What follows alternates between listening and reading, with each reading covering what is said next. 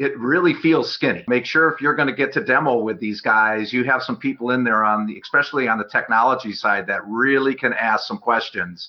Because when they gate it like this and they want you to go to demo, I'm uncomfortable. By the time I get to demo, I want to have read a lot, and I want my technology people to have read a lot, and there's nothing here. There's just get the salesman in to sell, and it's concerning. Growing a business requires a holistic approach that extends beyond sales and marketing. This approach needs alignment among people, processes, and technologies. So if you're a business owner, operations, or finance leader looking to learn growth strategies from your peers and competitors, you're tuned into the right podcast. Welcome to the WBS Podcast, where scalable growth using business systems is our number one priority. Now, here is your host, Sam Gupta. Hey everyone, welcome back to another episode of the WBS Podcast. I'm Sam Gupta, your host and principal consultant at digital transformation consulting firm Elevate IQ. There are two ways to grow an ERP company. Either you build products from scratch like SAP, Acumatica, SYSPRO, or NetSuite, or you acquire several products until you have a solid market share to create a product strategy like Infor, Epicor, Sage, and Appian.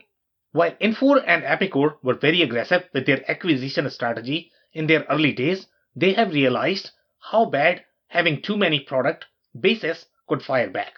One of the challenges that ERP companies face is to phase out the products acquired through acquisition and move their customers to a few strategic products. ERP business also requires a long-term commitment by their investors, as having a solid technology strategy is expensive and requires aligned product priorities with the target market. ECI Software Solutions is one such company that has taken a unique approach of a franchise model where each company is a separate company with several products with overlapping functionality and code base. They have had their last investor exit with 4x within 4 years, and even the new investor seems to be operating with the same mindset. But is this strategy sustainable? Would they have enough investment to modernize 30 plus code bases with significantly duplicate functionality? In today's episode, we invited a panel of industry experts for a live discussion on LinkedIn to discuss major stories in the ERP and digital transformation space in an objective and independent review of ECI's capabilities. We covered several grounds, including their acquisition strategy, investors' experience in building a software company, the specific position of each of their products, and the financial risks for customers. Finally, we discussed why Exact decided to spin off some of their products and what changes customers can expect post-acquisition. With that, let's get to the conversation. Hello, everyone. Welcome to today's show. So first, we are going to start with everybody's intro, and after that, we are going to dig right into the topic. Phil, can I ask you to introduce yourself? Sure thing. Hi, Sam. Hi, everybody. I'm Phil Kerper, Managing Director of Ringling Business Solutions here in scenic southeastern Wisconsin. Nice to be here.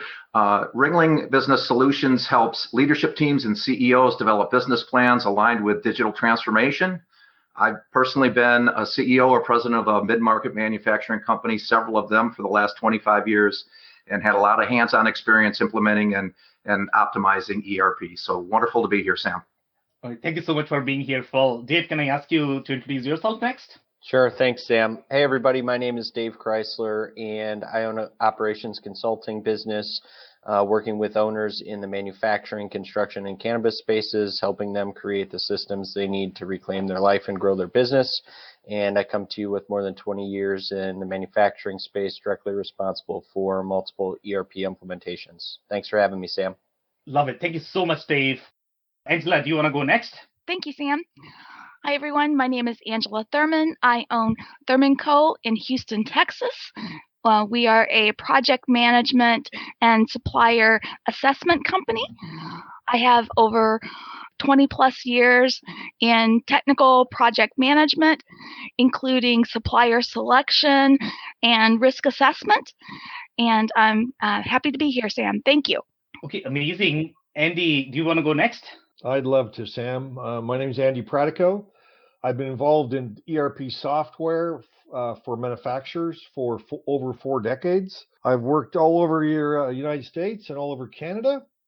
And I actually have published a book on how to evaluate ERP software. And I'm tickled to be here today, Sam.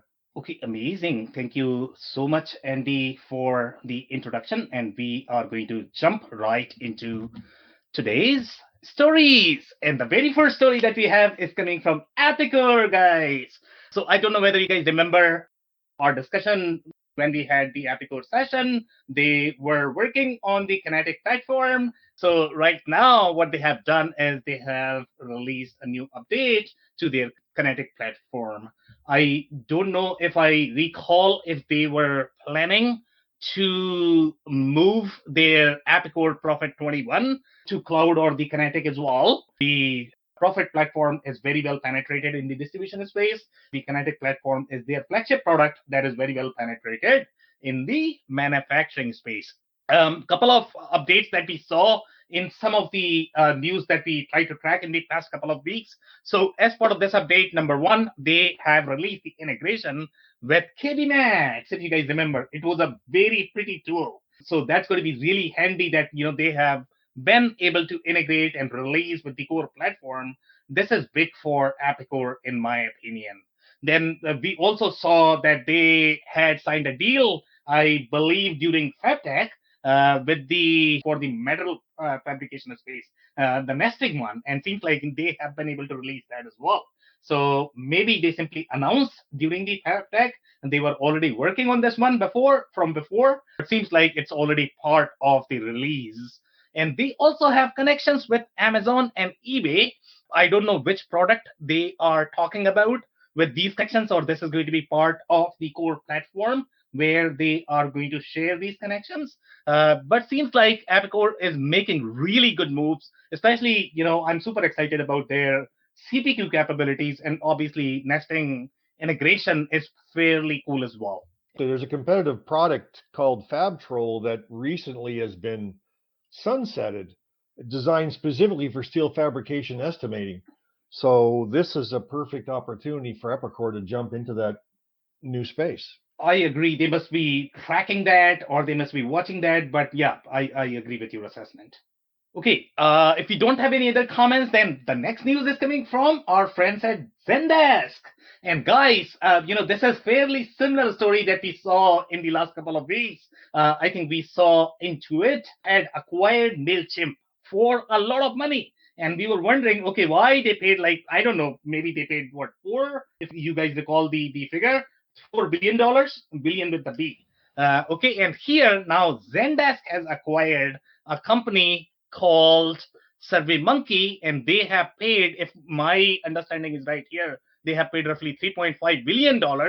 I don't know if that's what they are saying as part of this news, but when I was reading about this news, I think they did say that they have paid as much. Here they are saying Zendesk expects the acquisition to be growth accretive by 2023 and will accelerate its revenue plan to approximately $3.5 billion by 2024. Here they are not saying how much money they have paid. They are simply saying that together they are going to be getting this much revenue by 2024. But I think they paid large chunk of money similar to what Intuit has done. And by the way, guys, this is going to be very similar to the company that we are going to be discussing today, which is going to be, obviously for us, we are going to be discussing the ECI.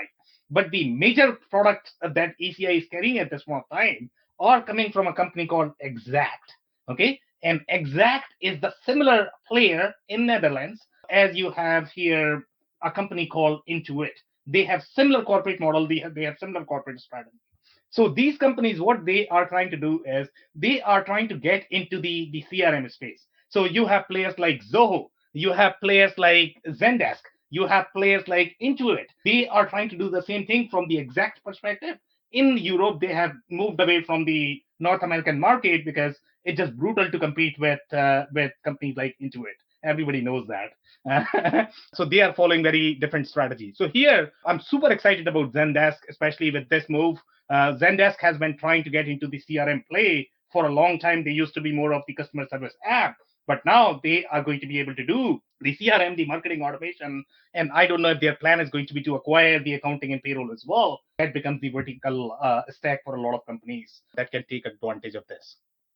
Sam, I find the term growth accretive by 2023 to be a really interesting term for them. Typically, accretive is used of when an investment is going to create a positive net return. So a positive amount of profit for a company. Growth accretive implies that in 2 years, they'll get enough growth out of this to pay for the acquisition, but it's a very unusual way to put a publication out there. I found that fascinating. Yeah, and by the way, I mean, this is copied from Solution Review, so I don't know if Zendesk put it like this or it was the translation from Solution Review, but great point. Great point. Yeah, Sam, and I looked up, it looks like they paid about $4 billion with a B in stock to acquire this.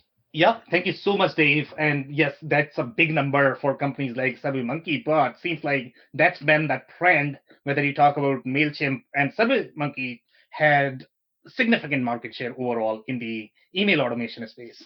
It's fascinating, though. I mean, these email marketing automation apps are actually getting this kind of exit. Okay, so the next story is coming from Celigo. And guys, if you're not familiar with Celigo, it's the iPaaS. It's called Integration Platform as a Service. There are many different platforms in the market that compete with Celigo, which is going to be Celigo, Jitterbit, Workato. You have Delboomi.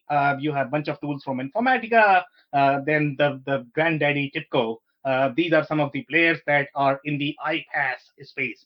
Celigo is the smallest one. They are primarily present in the NetSuite and potentially Acumatica ecosystem. That's their bread and butter. So today they have announced the new capabilities, and the new capabilities are very interesting, okay, the way I read it. So here they are saying the products, data warehouse, business process automation, payout to reconciliation, business process automation. So the way iPaaS platforms work, they are meant to be more of the technical integration platform so that you don't have to code the boilerplate code for your integration. You are going to have some sort of connector, and the only thing you have to worry about the business logic.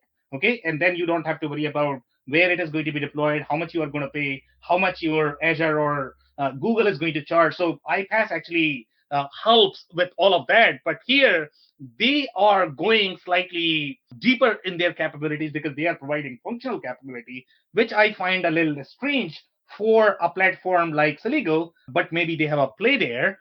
So they seem to have come up with the payout to reconciliation business process automation. I don't know if this is going to be specific to NetSuite or any specific tool, but they are really calling it payout to reconciliation business process automation. Employee onboarding, offboarding, business process automation are now available. Here, they are saying the 3 new solutions will help user automate source data extraction, reduce time to insights, control cost savings, automatically identify payout dependencies, improve onboarding, streamline offboarding, and meet requirements with flexible.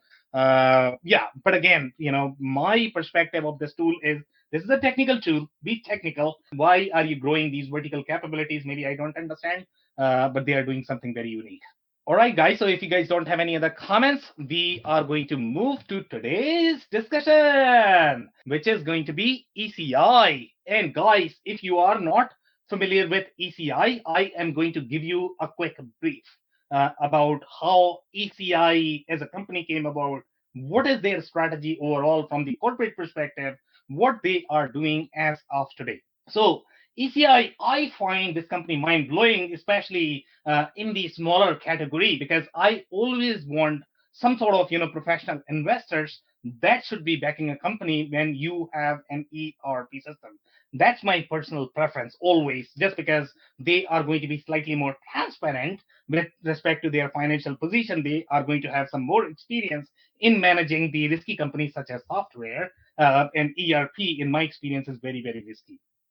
Now, when I look at ECI, I personally could not find any financial statements or anything financially that was publicly available, which was slightly strange. When you are a PE-owned company, I would expect at least some data available publicly. Their even marketing collateral is very gated. And it's kind of trickier because of the way they are approaching. most of the product categories that you are going to find, they all have their own strategies in terms of whether they want to gate the content or not. Okay, so for example, let's say if you are going to look at some of the products that are targeted for job shop, and we have consistently seen this trend when we reviewed, products like Global Shop or Pro Shop, they had very gated content, right? The same thing applies for companies like ShopTech, which was acquired by ECI. In case of ECI, that's going to be gated. But if you actually look at Macola, okay, Macola has very good, documentation, even though both of these products are owned by ECI as a company. Now, let's look at some of the overall philosophy of the company. So, and Andy, you can probably correct me.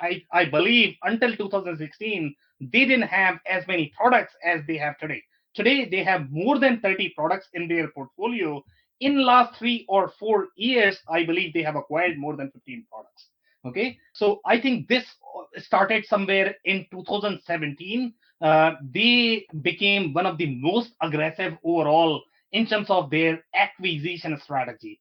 Obviously, we have seen acquisition in case of Epicor, Infor, you name it, Appian, they all acquire a lot of companies. But what we have seen in case of ECI is extremely unusual in my experience.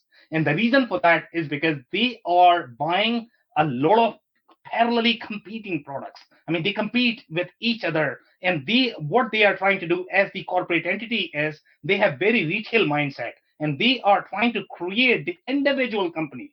The way they acquired three different ERP systems from their, the other seller called Exact, which is a very big player in Europe, and they bought three different companies. Okay, those are still very independent companies. The only changes ECI has made is they have shared the resources among them. So now, from the corporate strategy perspective, all of these companies are going to be the individual entity, even though they have sort of the marketing division, they have the industrial division where they have the reporting structure that, what, you guys are going to be reporting to manufacturing versus building automation versus the office products. But still, they don't really have the compensation structure that is going to be centralized. They might have the financial reporting, which is going to be centralized, but operationally, they are completely independent. Their background is very e-commerce. They started as e-commerce player. And in my experience, the e-commerce companies don't have very deep understanding of how the accounting and the ERP systems are supposed to work. After their acquisition of some of the robust products such as Macola and ShopTech, they really got a taste of the products that are going to be slightly more accounting and the operations heavy. But before that, it was very e-commerce, very POS kind of feel if you look at the majority of the products. The majority of the companies that they acquired, they had very deep e-commerce capabilities. That was their bread and butter. For them, the strategy was to sort of build the same strategy that, let's say, Epicor is trying to build or Infor is trying to build in key verticals, but these guys are better QuickBooks is how I like to see it, or how I have seen. Okay, so in case of QuickBooks, you have to buy Fishbowl for manufacturing. In case of ECI, let's say if you go for ECI, then let's say if you're a building contractor, or you are a paint shop, or you are a print shop, or you are a very small job shop, then you can go to ECI and they'll probably give you a product that is going to work out of the box. But obviously, you are going to face a lot of challenges because the support is not centralized, because the resources are not centralized, the code base is fairly duplicated, so they need a lot of dollars to be able to maintain all of this code base. And then who is going to invest in 30 different products to be able to modernize this to cloud native? It's just very expensive process. And by the way, 30 is going to be just the number of products.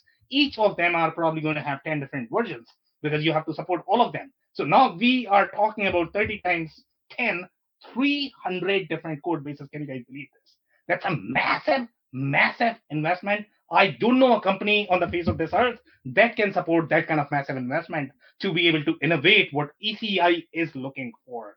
Even the companies that actually grew because of acquisition, for example, Infor or Epicor, they are trying to consolidate their portfolio. The biggest challenge for them has been so far is how can I move my customers that I acquired, let's say, whatever outdated platform they might be using right now, they are not able to switch them to the strategic product that they really want to move forward. It's been terribly challenging for them. I don't know how ECI is going to be able to do that. There is no way they can sustain these many products and the code bases, and I don't know how they are going to consolidate the portfolio when companies like Infor and Epicor are having this challenge as well. I think on this particular company, and I'll come back to this point in several slides later when we talk about their ownership structure, through the lens of developing a comprehensive ERP solution, it doesn't look doable and it doesn't look normal or typical. In the standpoint of how a private equity fund views a business and exit, and how the next private equity fund might view that business and potential value and exit, I think that makes more sense. And I'll come back to that point a little deeper in a future slide. Yeah, I completely agree. In fact, Amici, I forgot to mention one point, which is going to be the last investor that actually started this trend had acquired roughly 15 companies, and they have had 4x exit within 4 years. Even for the software industry, 4 years is a very short time span doing that kind of acquisition. So you have done all of this, and now you moved away. Now the next investor is probably going to have similar perspective that I acquired. Now I am looking for similar amount of investment. Number one, where are they going to find these many companies? Number two, how can you create so much value that you are looking at, 4x before, and now you are looking for same kind of return?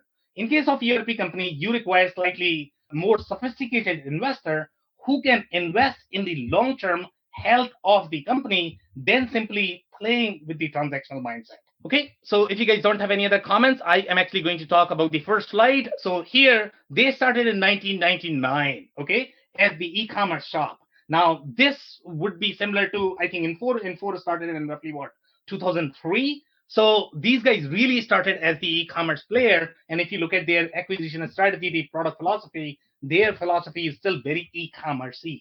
Okay, we are going to talk about all of that. Now, until 2017, I don't think they had a lot of foothold overall, in the ERP category, but, they had a couple of products that they were selling. But after 2017, they became really aggressive. Their go-to-market verticals are similar to Epicor, but, based on my understanding of Epicor's strategy, Epicor likes to fill the holes. Okay, they are not trying to create 30 different code base. They are trying to buy the add-ons that can sit on top of their core ERP as opposed to buying 30 different ERP. So there is a huge difference between what Epicor is trying to do versus what ECI is trying to do. Now, they already have 30 products and 20 locations. And when they say 20 locations, my understanding is that these are 20 different legal entities. If you actually go to their website, even the website is not centralized. Okay, sometimes it gets very, very confusing.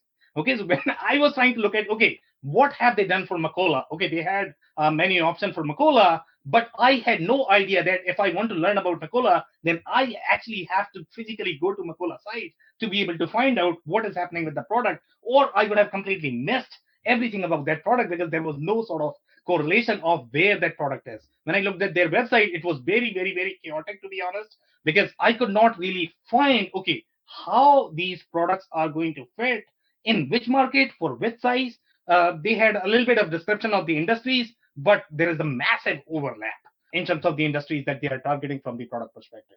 Okay, so here, this is the bottom, menu that they have, and they have, these are different products that they have acquired. A lot of them have very, very, very, duplicate functionality. They overlap with each other. The industries that they have targeted, they are saying manufacturing, home and building supply. They do really, really well. Again, these are the same industries that even Epicor is trying to target, and they are trying to buy the similar products in that space.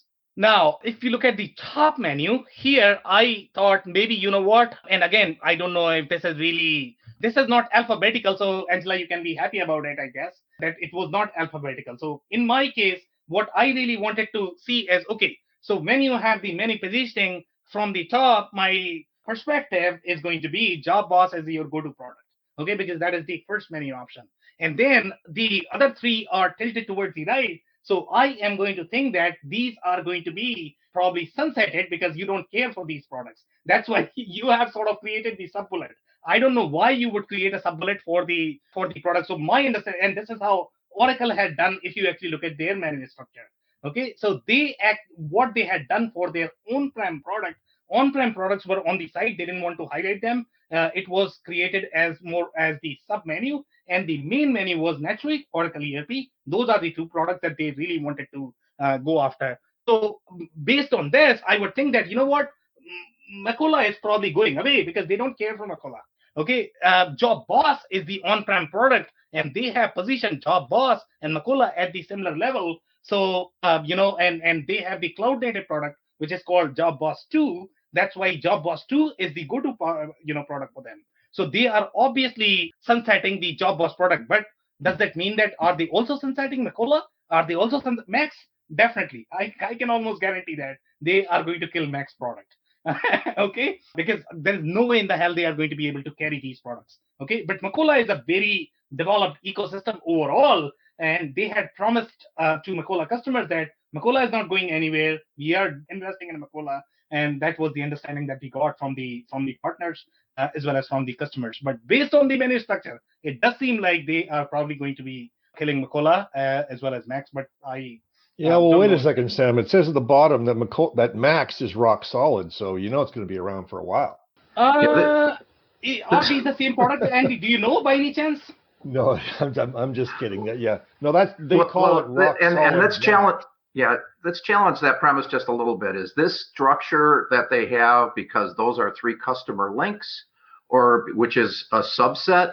Or that structure here because they're downgrading those 2 products? I don't know that's as clear as you're saying, Sam. Yeah, exactly. I could not follow that either. So I don't know what is the rationale why they have created it this way. But, if you are positioning an on-prem product at the same level as Macola, obviously you are going to be killing Job Boss. That's why you are trying to promote Job Boss 2, because that's your go-to cloud native product. It makes sense, right? But you are positioning Macola as well at the similar level, so I just don't get it. I mean, are you trying to kill Macola as well? Maybe not. There's a lot of overlap with all those systems. Yeah. So I am actually going to move to the next slide. So here, when you look at their manufacturing section, and I was trying to find out, okay, you have 30 products.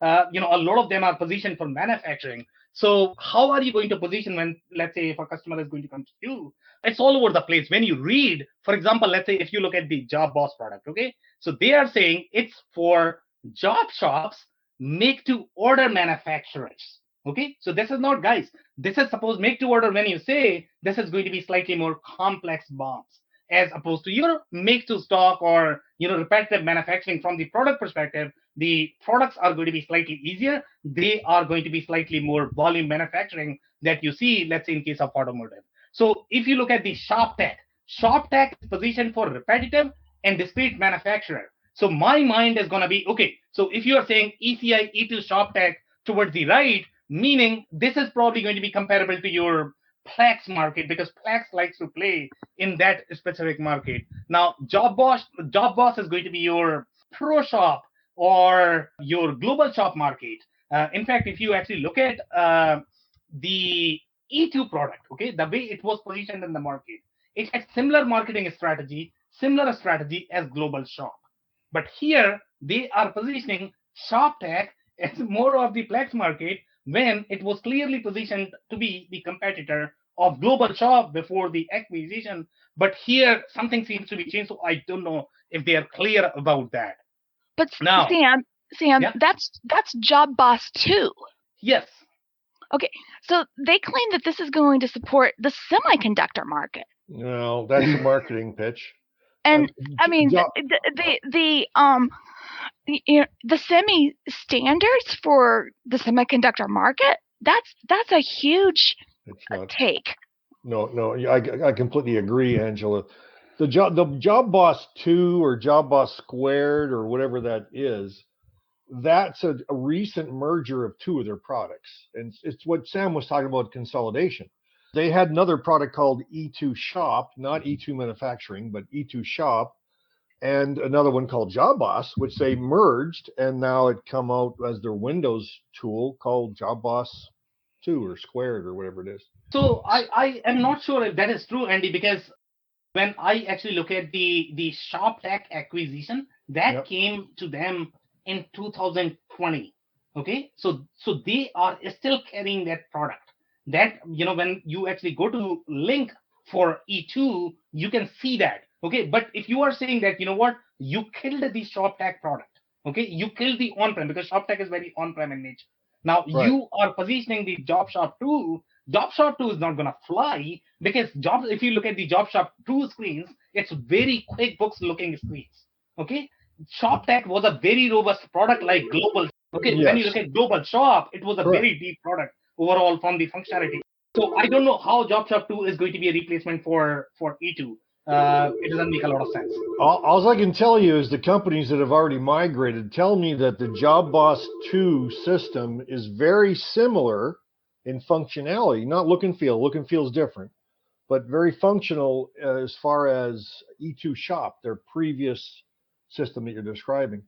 Okay, There isn't a lot of difference. They say in functionality is the same. that will be very interesting. We need to look deeper into that, and let's look at some of these screens, and then we'll take a look at that if that is true or not. But one of the comments that I am going to make on this screen is going to be they have acquired companies like Decom, which was very innovative, very new company. It was the feel of the product is going to be almost similar to Acumatica. Okay, and then you acquire a very clunky product in roughly in the same year, which is going to be your ShopTech E2, like super ugly, super on-prem technology, very clunky. So what are you trying to do? I don't get it. And you are trying to position both of these products when you say E2 manufacturing, you say Decom, Job Boss 2, and M1, that you are still trying to sell all of this. So, what is your acquisition strategy? Are you trying to go after the coolest technology, or are you trying to acquire these companies and your goal is going to be to kill some of these clunky technologies? So, what exactly are you trying to do from the acquisition perspective is not entirely clear to me. A couple quick points on that one, Sam, because I think that question is a key question. First of all, their website isn't giving you clarity on this. So part of the problem, and as Andy said, there's so much overlap on these between them, it's hard to figure out which one that they're trying to apply to what. So it looks again like the business strategy is what's driving this, not an IT strategy. And the business strategy may be, and this is just my opinion, is the business strategy is to acquire customer groups that are using these solutions. And then the next owner's value proposition will be to drive those customers to more common, less populous software. So this strategy is to come up with all of these customer segments and all of this stuff, 30 products, and that's how they'll make their money. The next guy is going to say, I can consolidate this. I can consolidate these 30 products down to a group. I can maybe do what you said, save costs by consolidating all the software support functionality within the business. And then I have the customers now, I'll sell them the new solutions. So it's a business strategy that has two parts.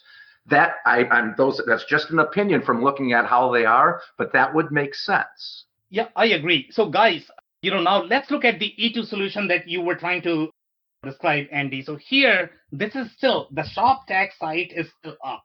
This is the acquisition from 2020, and they are trying to commercialize the E2 solution. When you are going to click on the E2 solution, it's going to go to your ShopTech site. And the way it is positioned, it's the same positioning as your global shop, if you guys remember. Okay, it's very similar. The way they have constructed their menu, the way they have mentioned every single shop out there under the sun. Just from the lead generation perspective, I get it, right?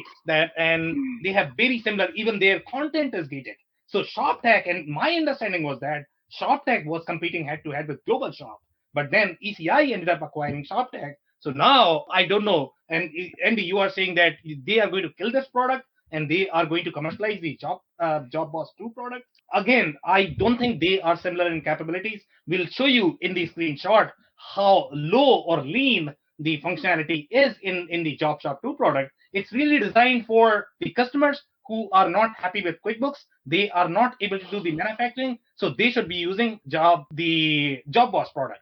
But when you look at products like Global Shop, I know companies that could be as big as, I don't know, $8-10 million. They can easily run on Global Shop, even though they should be moving from them because obviously you are going to grow out of that, and it's not going to be able to support the transaction volume that your company is going to require. But it has the functionality to be able to support the inventory, MRP, etc. as part of the product. So, Sam, I want to again mention the selection of prospective industries that is represented here.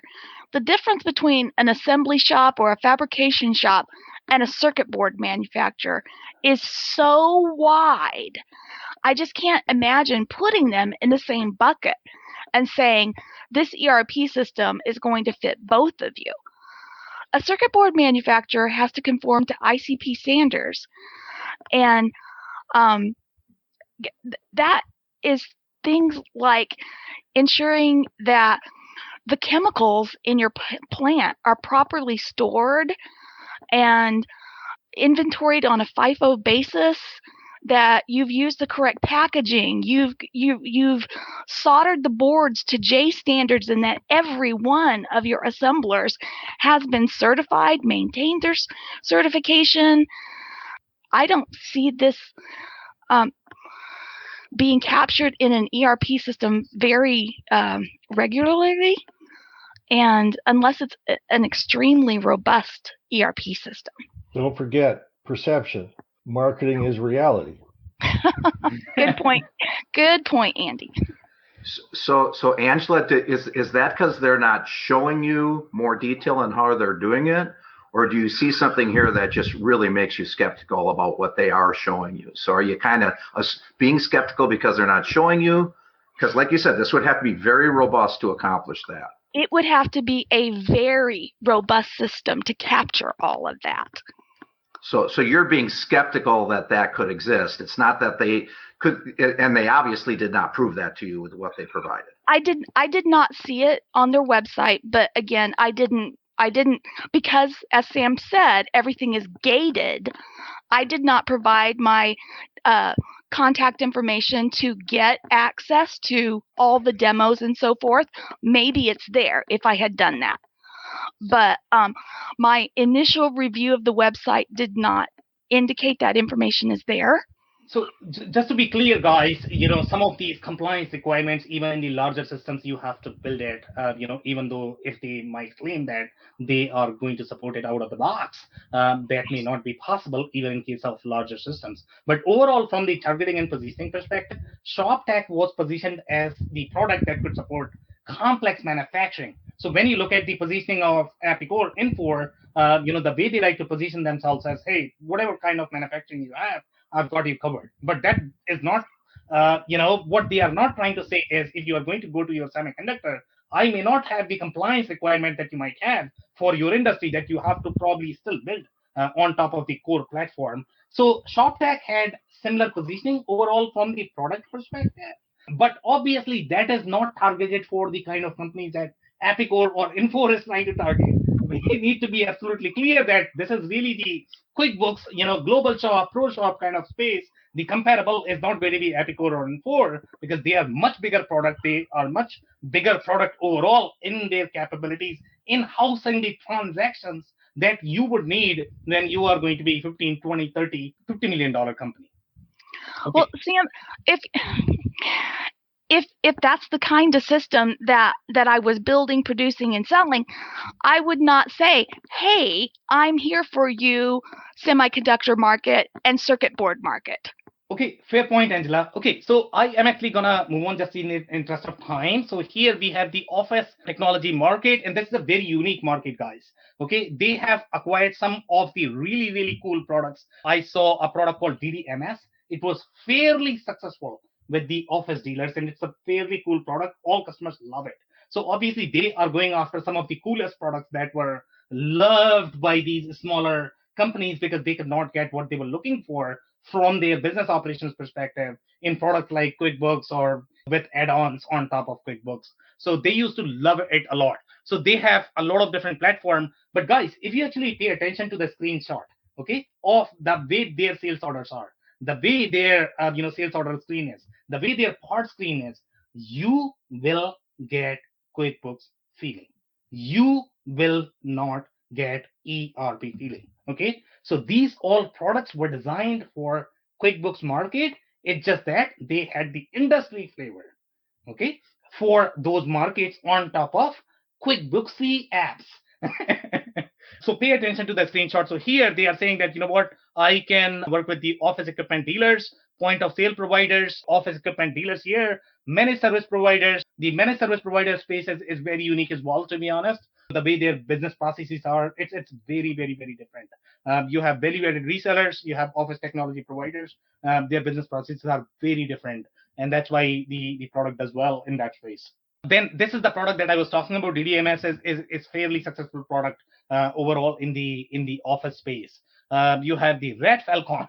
Look at the number of products that they have, and this is targeted for GSA contract holders. You have IT consumable dealers, but that could have a lot of overlap with the DDMS as well. And the other one we just saw, overall from the positioning perspective, they have very unique capability for art suppliers.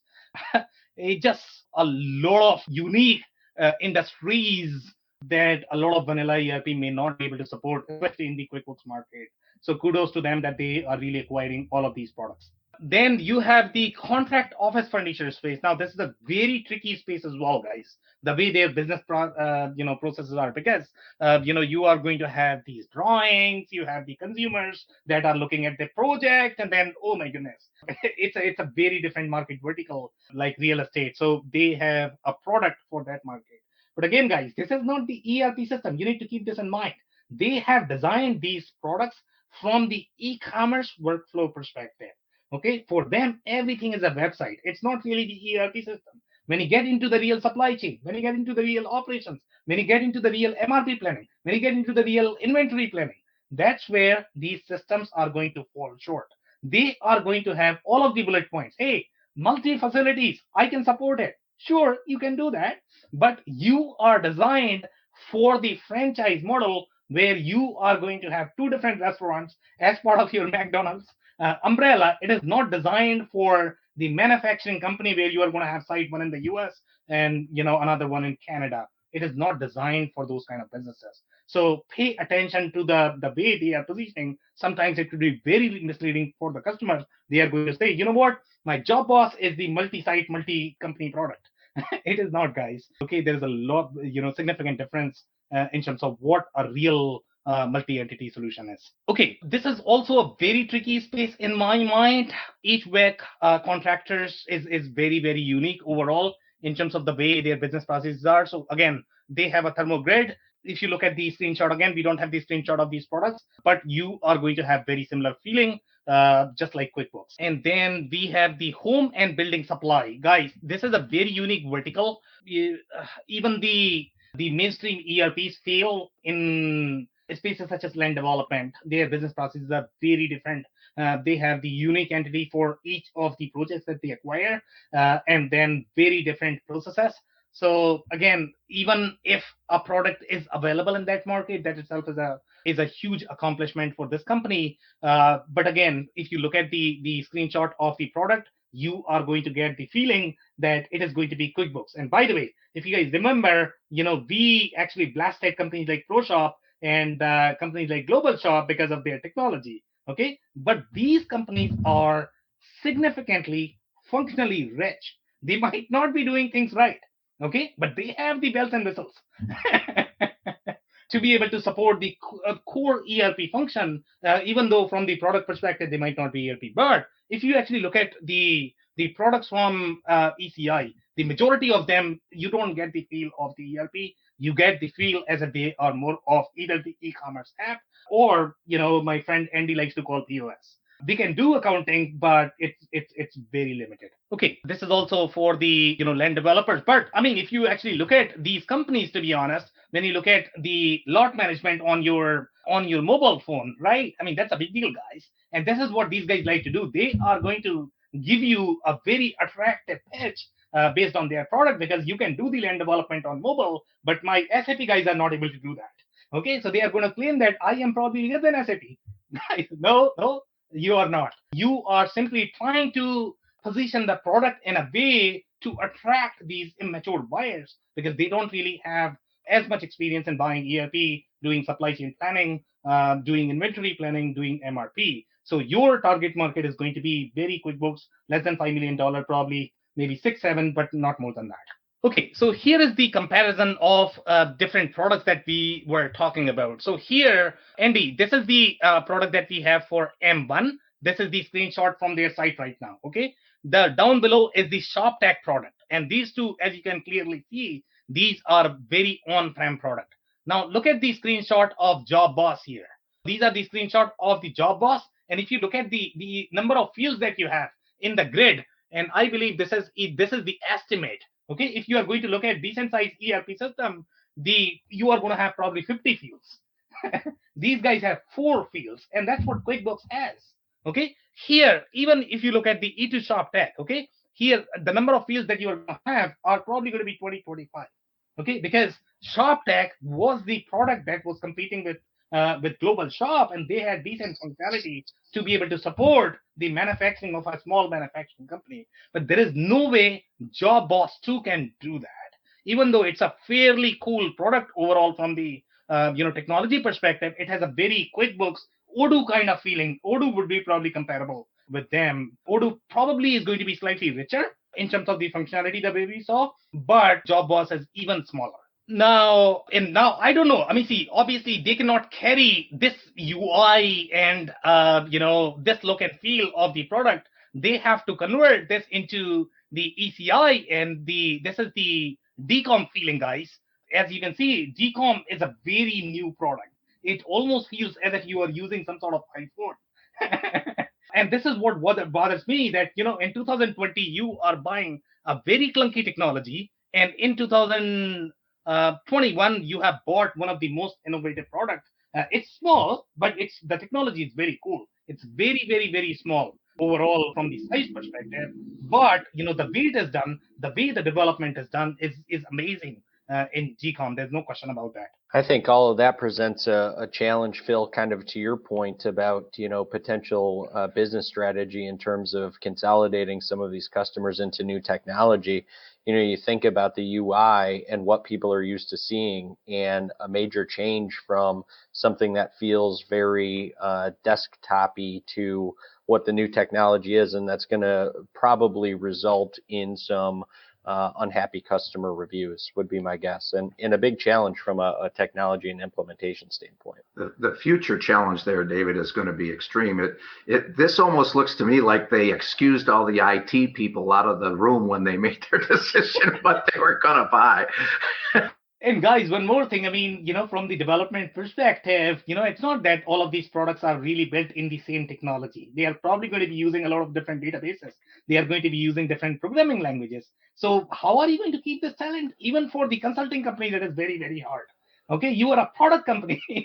You are supposed to be consolidating everything under one technology footprint so that it's all easier, it's cheaper in maintaining your resources. This one is just hard. So in case but in a very serious way, Sam, excuse me, the customers that are on these products and using them or adding them, there's a future day of reckoning, especially if the company decides that they're going to consolidate into a couple common type of platforms in each of these spaces.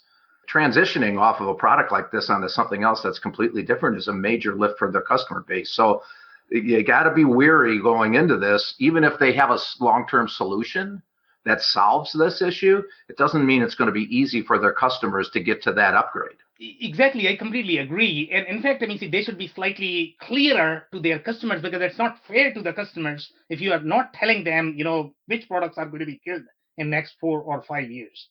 You are ethically supposed to say that. If you ask them, I am almost sure that they are going to say, what, I am moving forward with everything, because that's what their marketing is telling. But it's not fair to the customer who's buying an ERP today, and after a year you are going to announce, what, I am actually killing that product.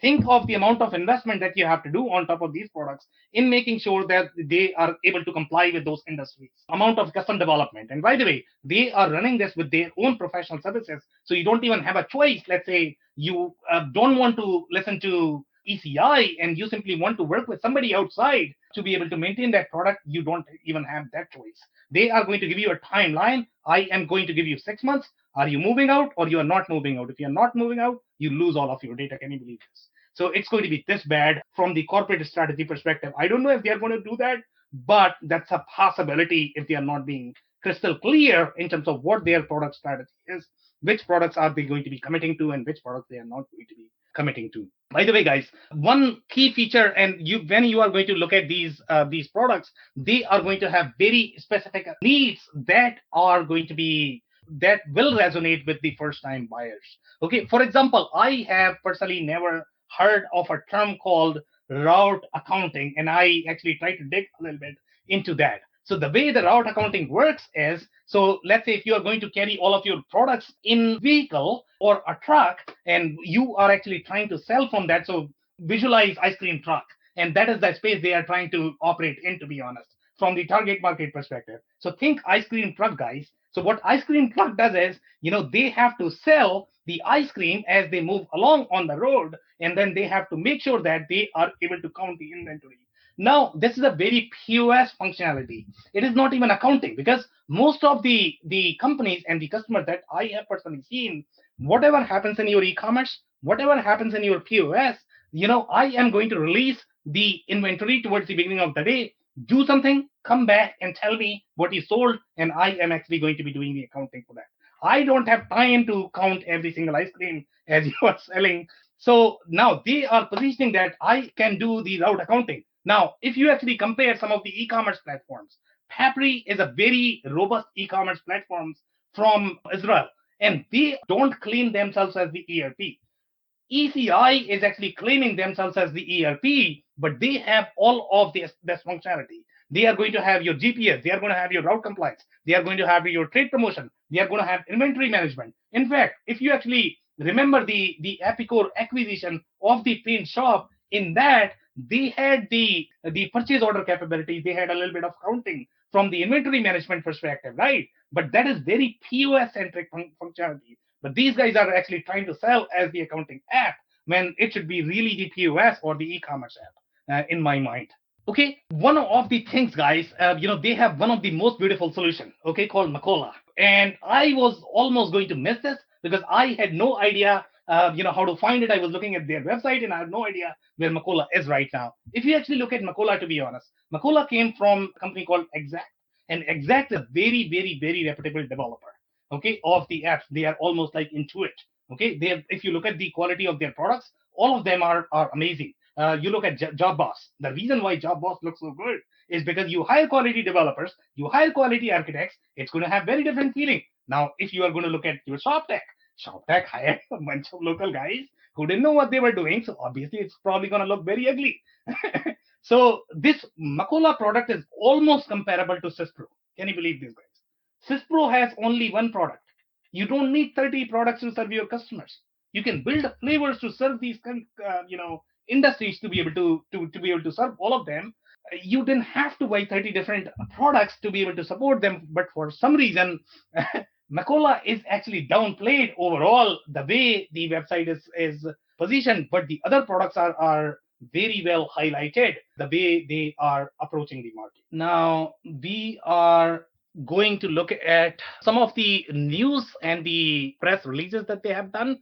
So one of the things that I want you guys to focus on, where these products came from and what was their rationale to kill some of these products or the division. I mean, when companies like to sell, they don't sell for fun. I mean, they are trying to sell for a reason, because they are either trying to streamline, consolidate their portfolio, or trying to align the target market where they have the maximum chances of winning.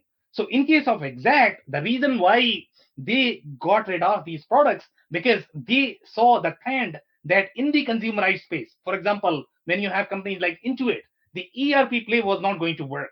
You have very self-serve model. That's how Intuit app is. You are not probably going to have the consulting talent that is supporting these products. So it was really a misfit for them overall from the product perspective. That's why they got rid of products like Macola, Job Boss, and Max, and they gave it to. And by the way, they also felt threatened in the US market, because in the US market they were competing with companies like Intuit, which they could not, from Netherlands. That's why they wanted to get rid of that.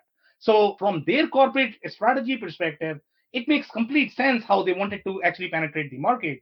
But from ECI perspective, it still does not make any sense why they actually wanted to buy so many competing duplicate products and what they are trying to do with them from the corporate strategy perspective. The ECI somehow increased their number to roughly what 22,000. Obviously, you acquired a lot of smaller products. They had larger customer base, so your numbers are going to look very high, and that's probably the reason why your investor actually got the very high return overall in terms of the investment. And it's saying that since 2017, ECI has made 15 acquisitions, helping it gain significant market share and scale internationally with sizable transactions in Europe, Australia, consolidating its presence in those regions. And Now, you just answered your previous question, Sam. Their goal was that. Their goal was to use money that they had in order to do acquisitions so they could get X amount of customers, 22,000 customers that were on the platform. That was the primary reason they were doing it. Not whether it doesn't appear whether all those products were going to go together and be a cohesive offering someday. It was to get that type of market power and then sell. and Phil, if you actually watch their videos, the way they have, and I watch some of the videos of their executives, and what they are trying to claim is they are going to have slightly different strategy than Exact. So what Exact did, I think the Exact also acquired these companies from somewhere. I'm not too sure about that because I could not find those details. So the way Exact had them structured, these were independent companies under Exact, and they did not really have any sort of shared resources. So they are keeping the same structure. The only difference is that now they are sharing the best practices. So this is going to be, your McDonald's model. Okay, in case of retail, it works great because you are sharing your marketing, branding, you are sharing your recipe. I get it, but it does not work in case of software development because software development is extremely expensive. Okay, it's very expensive to maintain these versions, guys. You have no idea how expensive software development is. And again, going back to the background of these investors, I personally could not find if any of them had background of building either Epicor or Infor or SAP. None of the investors had that background. So I don't know what their thought process is. But if the last investor actually did 4x, what are the odds that the next investor is going to do 4x?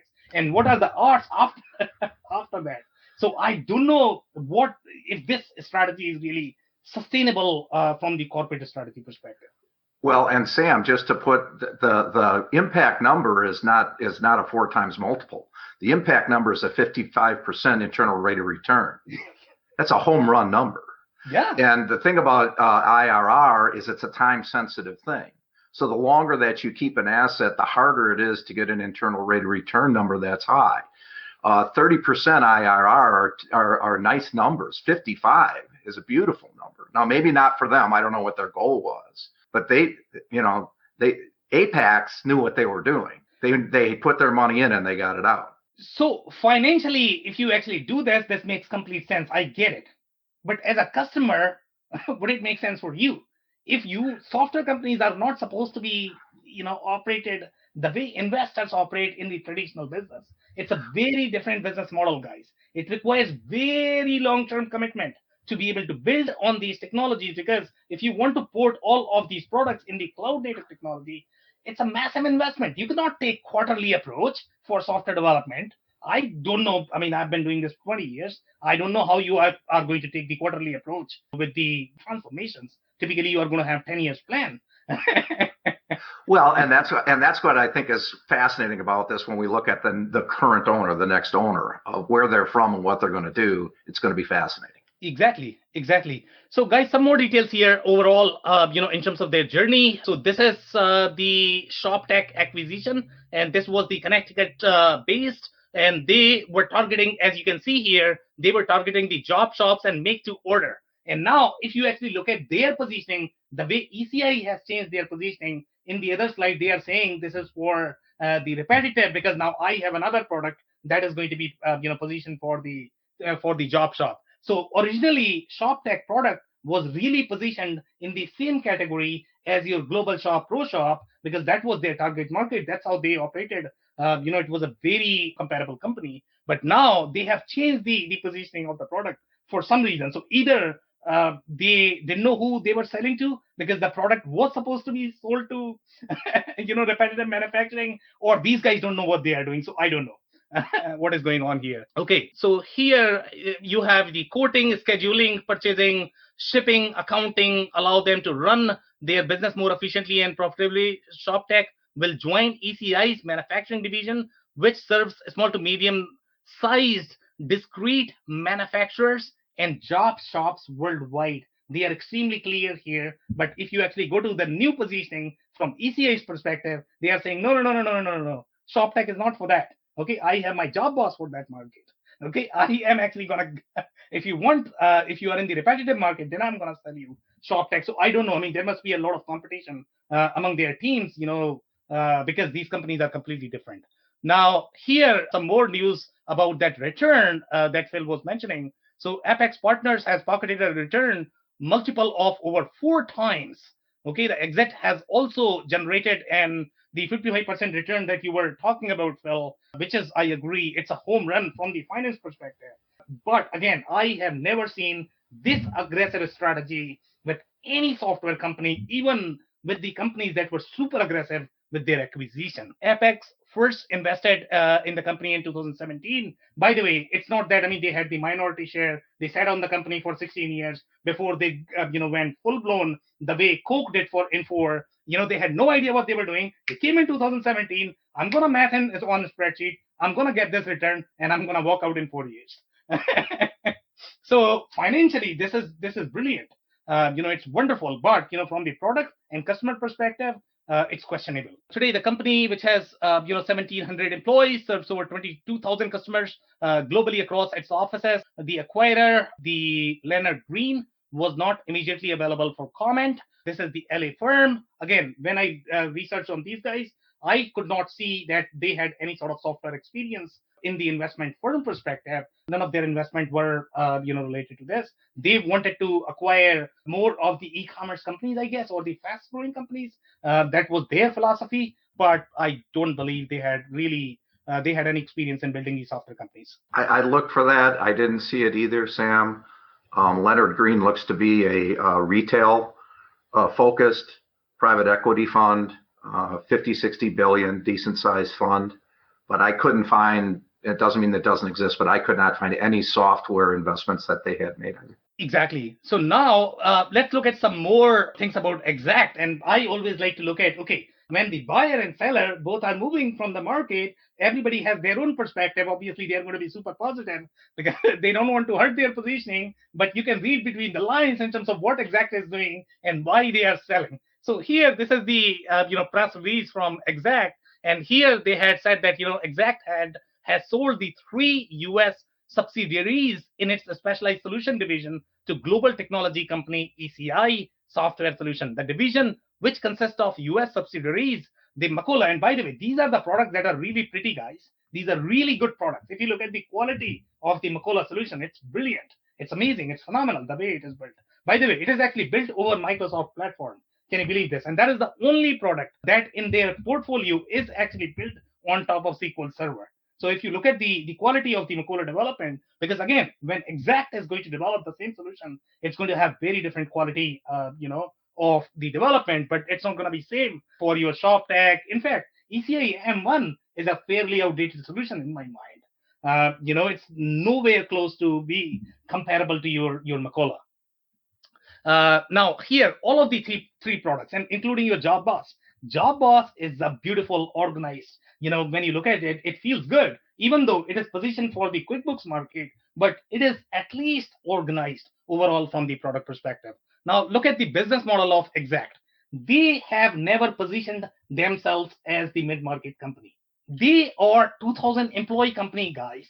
Okay, they are probably as big as Intuit, or they are in the similar category. They never claim that they serve mid-market. My friends at ECI are claiming that they are serving mid-market. In my mind, that's not true at all. Okay, their products are designed for really small companies for the QuickBooks segment. The only difference with ECI is going to have, they are going to have slightly more industry flavored solution in that space. What Infor or Epicor has for slightly more mid-sized companies. If you look at their pricing structure, guys, this is a very QuickBooks pricing structure that we saw in case of QuickBooks Review. Okay, you have monthly price. You don't have to worry about implementation consulting. Okay, this is going to be self-serve. I'm going to give you 20 videos and you are off to the races. If the product itself is that simple that you don't have to worry about hiring a consultant. Guys, now don't compare that product with a sophisticated product like, Epicor, Infor, SAP, Oracle, NetSuite, Acumatica, for that matter. This is a very, very, very small product targeted for smaller companies, not even mid-size, guys. Not even mid-size.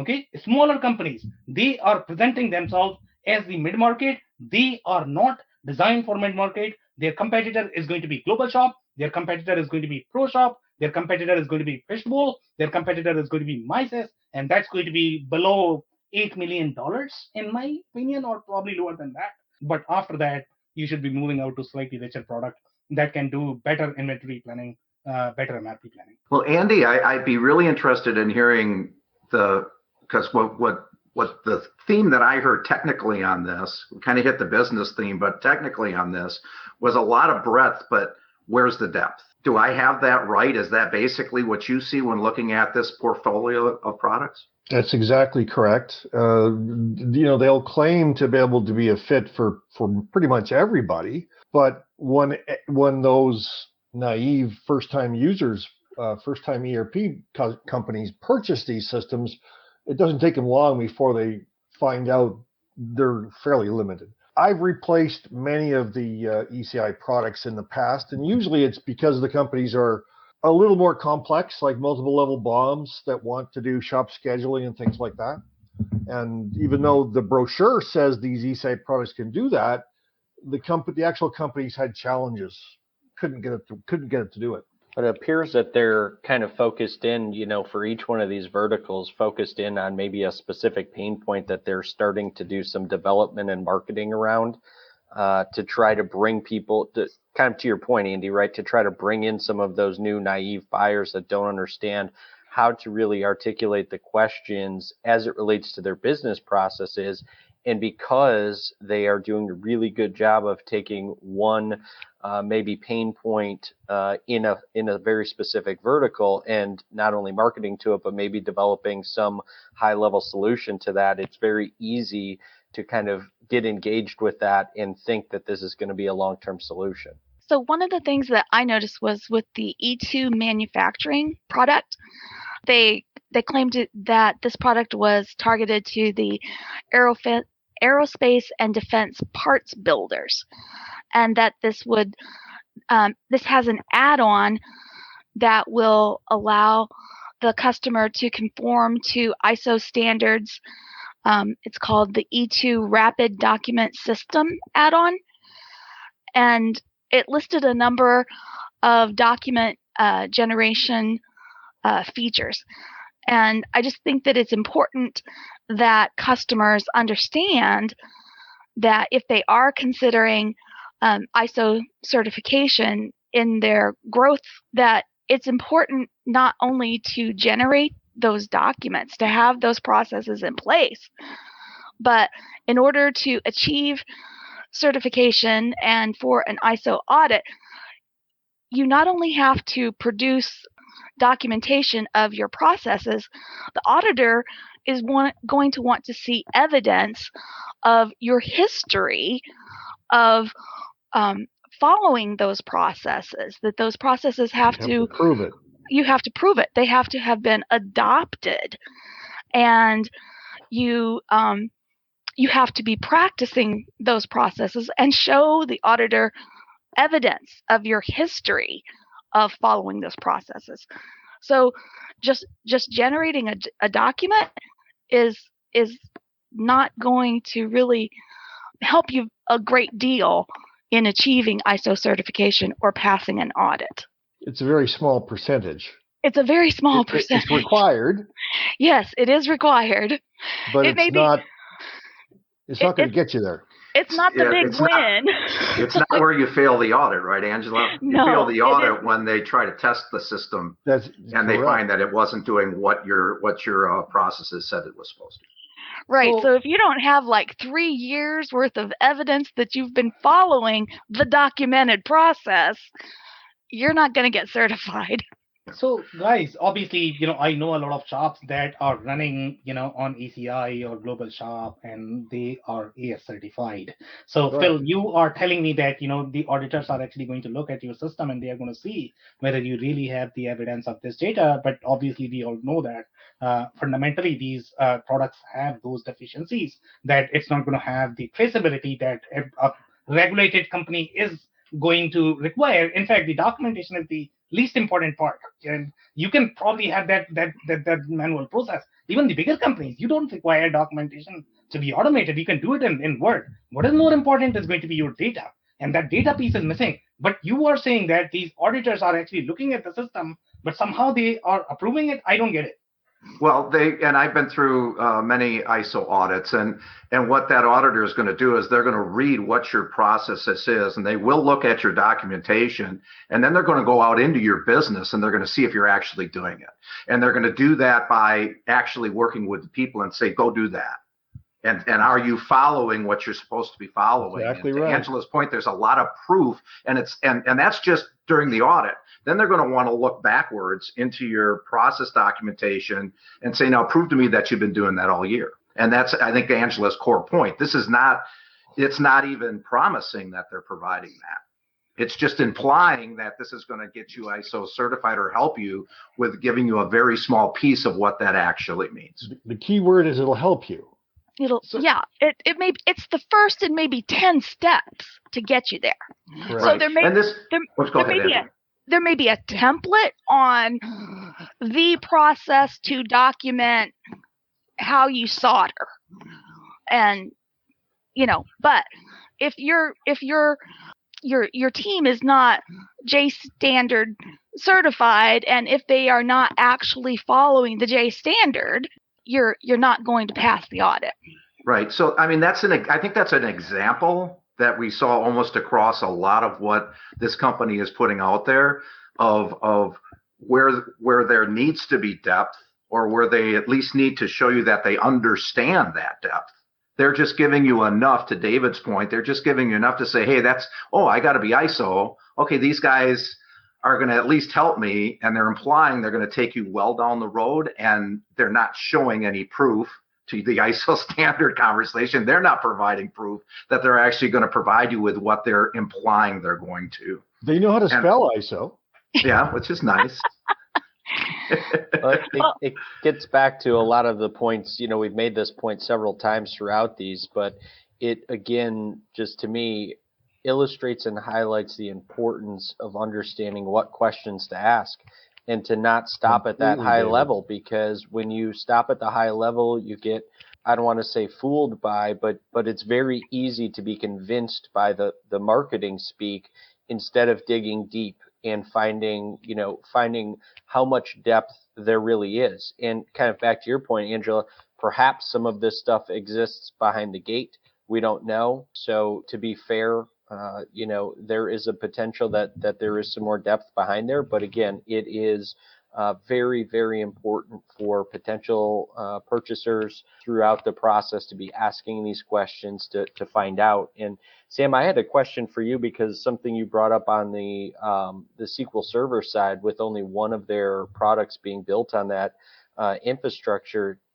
Were you able to find, is there a multitude of infrastructures that the rest of the solutions are built out on? Because again, I think that is something that we've learned in kind of previous episodes, the importance of that being a clarifying point, or at least you understanding as an educated buyer what you're really purchasing, and what that infrastructure looks like, what a potential pathway forward looks like if it's a infrastructure that is potentially coming out of date. Yeah, so let me be very clear here that only for one product I could find that it had the SQL Server database as part of the database layer. I don't know how the other products are built, to be honest. Which product was that, Sam? This was Macola. Macola's been on SQL for 20 years. Yeah. Exactly. But the other products, and the way I look at these products, they are fairly in the desktop app category. So they're not defining, they're not educating what it is they're using, but it's possible they're using SQL. So I don't know about the other products. I do know about Macola, but to your point, Dave, when I look at the infrastructure, these are completely different, companies. They have completely different strategy from the platform perspective. Their programming languages are going to be different.